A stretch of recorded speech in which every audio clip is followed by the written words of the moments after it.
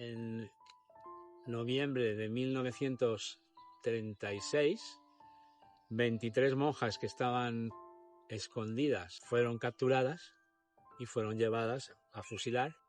Únicamente las víctimas de un bando son recordadas y he tenido un abuelo de cada bando.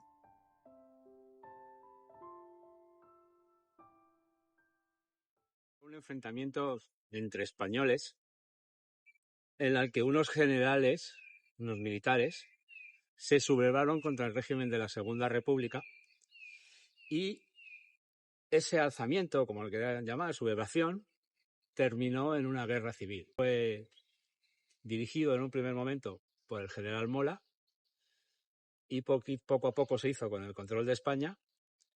Mola murió en un accidente de aviación y Francisco Franco tomó la dirección de esa sublevación. La mayoría de los españoles no eligió bando.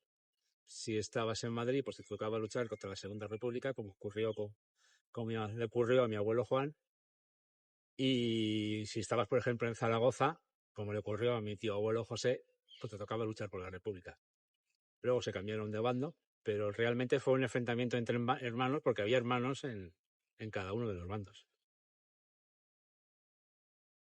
Cuando comencé a estudiar Derecho en la Universidad Complutense, pues no sé si en uno de los primeros días me bajé en el metro de la ciudad universitaria y justamente fijándome en la Facultad de Medicina, que está por ahí cerca, vi que tenía muchos agujeros la fachada y entonces empecé a interesarme y vi fotos de lo que había ocurrido. Me enteré, curiosamente, con 22 años, 20 años, cuando comencé la carrera, que a Madrid había estado cercado por el Ejército Nacional durante 3 años, que durante 3 años los nacionales habían estado bombardeando Madrid. Y luego, preguntando a mi madre, pues me contó la historia familiar. Curiosamente, mi abuelo, Juan, que he hablado antes, pues estuvo luchando en Guadarrama en la brigada alpina, y mi otro abuelo fue hecho prisionero por los republicanos en Hellín y acabó en un barco prisión en Cartagena. Y ahí pasó toda la guerra. Y entonces, curiosamente, esas dos familias que se habían enfrentado en la guerra, mi padre y mi madre se casaron y se unieron. O sea que yo he tenido un abuelo de cada bando. El libro se llama Mentiras desveladas y víctimas inocentes de la Guerra Civil. En un principio, la idea era solamente, pues eso, destacar alguna falsedad y alguna historia. Pero bueno, poquito a poquito, pues la verdad es que esta situación que tenemos ahora, en que únicamente las víctimas de un bando son recordadas, pues por ejemplo, hay un episodio triste de unas víctimas del bando republicano que fueron las 13 Rosas Rojas, que fueron 13 mujeres que fueron fusiladas en el cementerio de la Almudena. Bueno, pues curiosamente, en noviembre de 1936, 23 monjas que estaban escondidas en el centro de Madrid, 23 monjas adoratrices,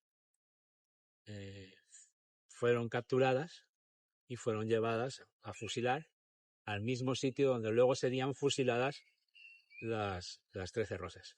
Y por lo que sea, ahora mismo nadie quiere recordar a esas 23 monjas. Parece ser que la razón es que como durante 40 años fueron recordadas, pues ahora no se las puede recordar. Pero bueno, si sumamos 40 que estuvo Franco, más 50 casi, o 150 que estuvo ya la democracia, pues ya tenemos 90. Yo creo que ya es el momento de poder recordar a todas las víctimas. Hombre, yo siempre he querido, siempre tengo rigor cuando afronto algún tema. Efectivamente, pues siempre todo el mundo puede tener algún sesgo. Pero bueno, si bien es cierto que muchas de las víctimas que aparecen en este libro son nacionales, es por ese motivo. Pues porque ahora pues se las quiere olvidar. Pues por ejemplo, como se ha ocurrido pues con las víctimas de Paracuellos. Las víctimas de Paracuellos salieron, a muchas de ellas, salieron de dos cárceles, de la cárcel que estaba en la calle General Porlier y otra que estaba en la cárcel Modelo, que estaba al lado del frente y que ahora es el Ministerio, antes era el Ministerio de Aviación y ahora es el cuartel general de aviación del ejército del ejército de aviación y del espacio, como ahora lo llaman. Y salieron desde ahí. Entonces, también me resulta curioso que nadie lo sepa. Luego en ese episodio se comenta que fueron unos incontrolados los que llevaron a cabo la matanza, pero si como madrileño sabes dónde está ese cuartel y ves que está en la Moncloa y que tienes que atravesar todo Madrid para llegar hasta Paracuellos, o sea, tienes que ir hasta el aeropuerto de Barajas, que está después, pues y ese recorrido, esa pobre gente lo hizo, bueno, fueron sacados de la prisión esa gente, pues unos 2.500 o 5.000, nunca se sabe el precio exacto, y cada noche salían 100, 200 o 300 en autobuses de 2 pisos, como se puede imaginar, eso no lo hicieron incontrolados, lo hicieron sabiendo lo que estaban haciendo milicianos del PSOE, de la CNT, del Partido Comunista de España, y bueno, lo demás pues se explica aquí libre. Pues el Parque del Oeste era al frente. Hacia mi izquierda tenemos la ciudad universitaria, de frente precisamente tenemos el cuartel general de la aviación, tenemos el intercambiador de transporte, pues justo ahí estaba el frente. Y este parque formaba parte del frente. Los nacionales disparaban artillería desde el Cerro Garavitos hacia aquí y los republicanos hacia allá disparaban. Y aquí durante 3 años hubo una batalla. En el libro cuento episodios como pueden ser el proceso contra Largo Caballero, el proceso contra José Antonio, pero uno de los hechos que me sorprendió, estando mi abuelo en el bando republicano y cómo se libró de no ser fusilado o encarcelado durante un buen tiempo,